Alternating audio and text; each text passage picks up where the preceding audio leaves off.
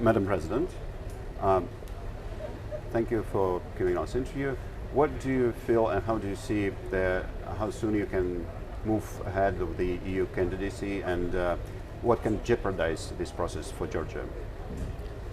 Well, I think we are moving towards EU candidacy. Of course, thanks to Ukraine in the first place, because this acceleration of the whole process would not have happened if it were not determined by this resistance of Ukraine, which has shown the whole of Europe that their security is linked to Ukraine and that Ukraine is fighting for our security. So it has really changed the approach to enlargement, and that is very important. For Georgia, we have done, and the Georgian population has done everything they could over the past years to move towards Europe. We have had our share of struggle and battle. We have resisted. Also, the Georgian resilience is a different character that of Ukraine, of course, because of the dimension. But Georgian resilience has been not less. And each time there is a doubt about where Georgia wants to go, the Georgian population shows where it wants to go. So those are the reasons why I'm very optimistic. We're going to have elections by next October. And I'm sure that one of the results, and the main result of the election, whoever is elected, will be the support for our European way, European orientation, and that is what will get us further down the road towards the candidature enlargement and hopefully opening of negotiations as soon as possible. That's our road. And I will support that road all the way, as much as I can, and in all forms. And what about the NATO expansion? What about the current situation? Do you think closer to NATO you become safer you are, or not?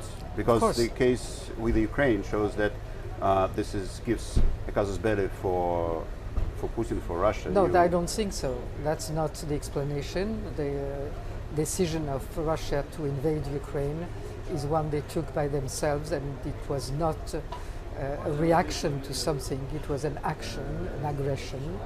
And I think that, of course, there is a red line that engulfs all the members of NATO, and that Putin doesn't dare to cross. And that has been proven over and over again. And of course, for all the countries of the post-Soviet space, Ukraine, Georgia, Moldova, it is clear that being within the NATO alliance is the way to be defended, protected, and we don't yet know any other way. The EU enlargement goes hand in hand with NATO enlargement, and that is the orientation that Georgia has inscribed in its own constitution.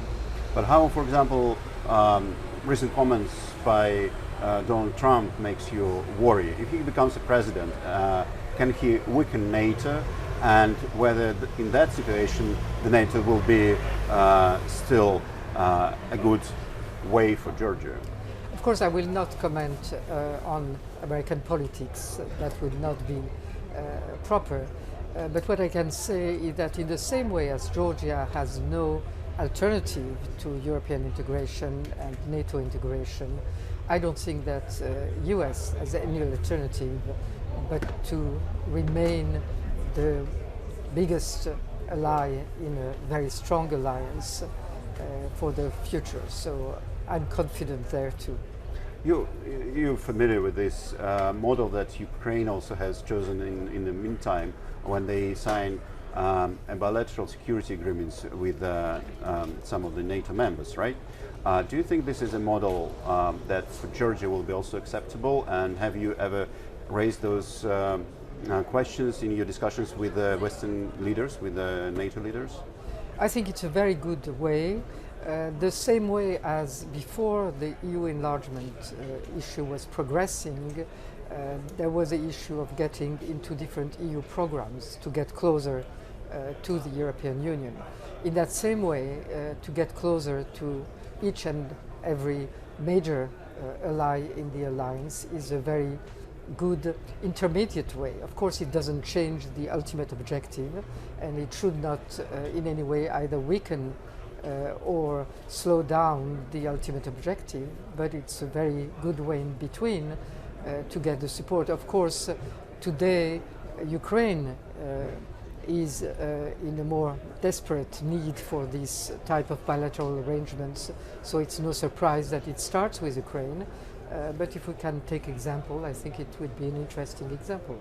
So you would be open to start those negotiations? So you would think that you would want to open that kind of negotiations with? Well, it's not for me only to decide. It's for the government to decide. But I think that there is a very interesting example, and it also, of course, depends on the willingness of the European partners to go down that line. What concerns do you have that Vladimir Putin, will step up his war effort in Ukraine after he gets re-elected in March? How do you see, and broader, how do you see the situation evolving in 2024? Well, I think that he's stepping up everything he can step up, and he's not waiting for re-election. But that doesn't mean that he's not in the process of losing this war. He has lost it in many regards. It can last and it can drag, but that's all that he's able to do. And I'm sure and I'm very confident that after the decision of the European Union, after the decision of the American Senate, that we are going to see the stepping up of the efforts of the allies to support Ukraine, because doing so is really supporting themselves. That's what the Vice President of the United States just said today, and I think it's something that should be remembered by each and every European country. We learned today about the death of Alexei Navalny. I would like to ask you about